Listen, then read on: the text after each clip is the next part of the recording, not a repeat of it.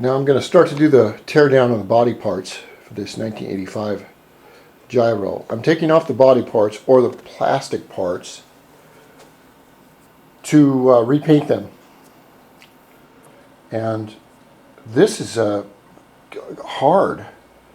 There's a pin up here on each side. You can see it's about 1/4 inch long, and it's got like 2 or 3 plastic pieces that fit in it on each side. What this is, I don't know. You can see all the dust and the spider stuff in there.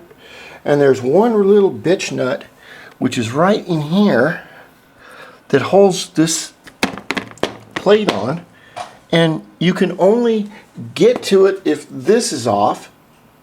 But this plate won't come off. You have to pull the top part off. You have to leave the key in while... There's the top part right there. But you have to leave the key in and pull the whole top part out above the key. Then you have to flip this switch up again. And I've got to figure a way to get that screw off. I'm going to take off this part, and this other part over here. And I'm going to take off the plastic headlight cover, and this is metal, and we'll repaint all those. I might even repaint the stock mirrors.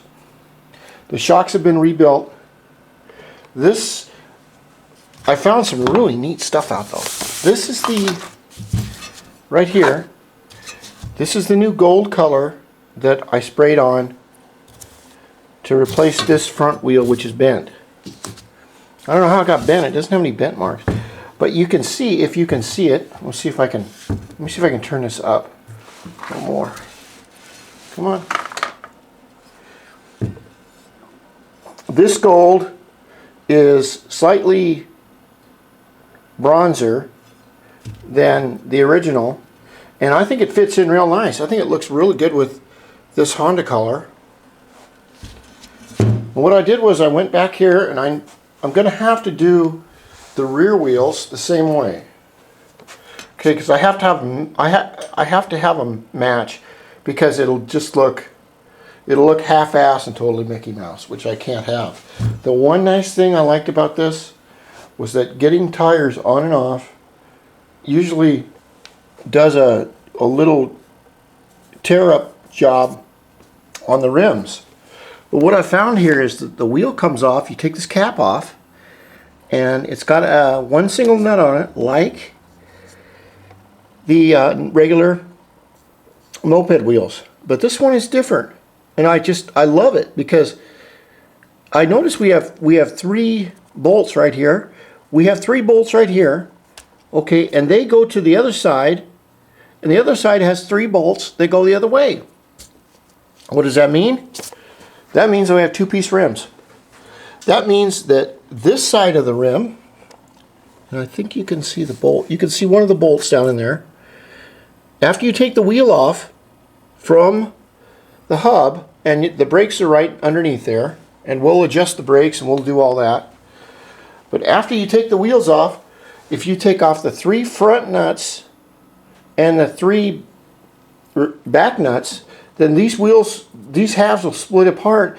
Therefore, to get a new tire on or off, it's simple, because you don't need to get as normal as the tire onto the hub and chew up all these rim pieces. What you do is you just put one side of the rim in, put the other side on the other side, and bolt it together. So that's a beautiful idea. Honda is just absolute genius.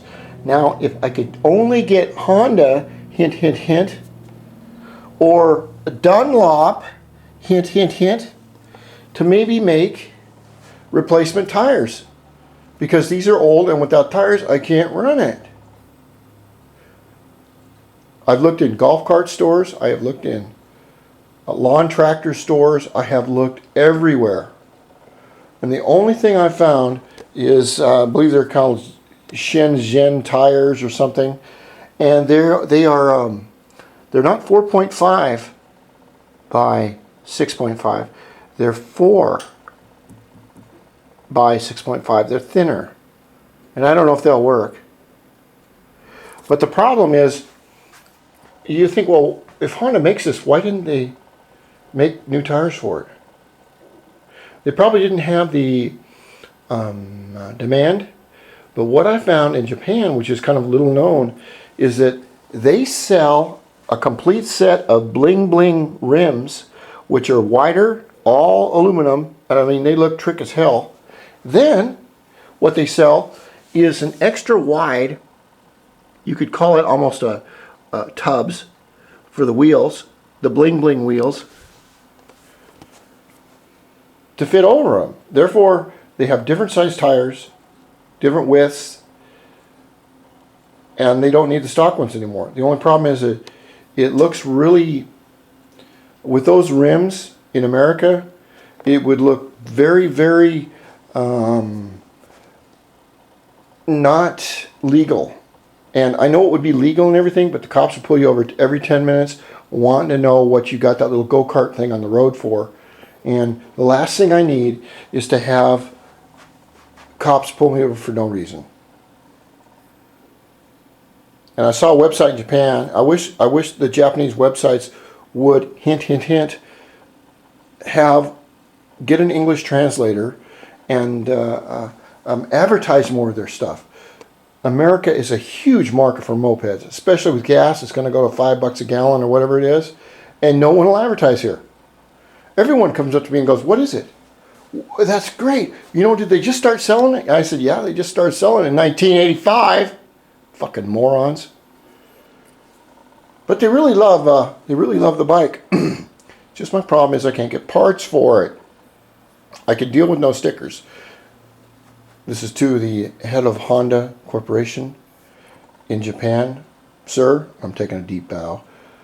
If you could please find a way to get some more tires on the market for this great antique and flagship of your great Honda moped line, I would appreciate it. And I know that wouldn't work in America, but in Japan they have respect. They're not like techie barbarian savages like us Americans. I'm sure all Japanese tell you that too. Okay, now I'm going to try and get this off by getting this 10 millimeter nut off the bottom. And when I get it off, then we'll take some more pictures, and I wish that light would work. Okay, and we'll continue to tear it all the way down, rebuild it. If you have a gyro out there, follow along, see what it looks like from a mechanic's point of view. There's nothing wrong with this bike. It's perfect condition. There is no rust. There's a little bit of dirt. That's it. And it only had, I don't know, 1,000 miles on it when I got it. It's been in a barn for 25, 26 years. All right.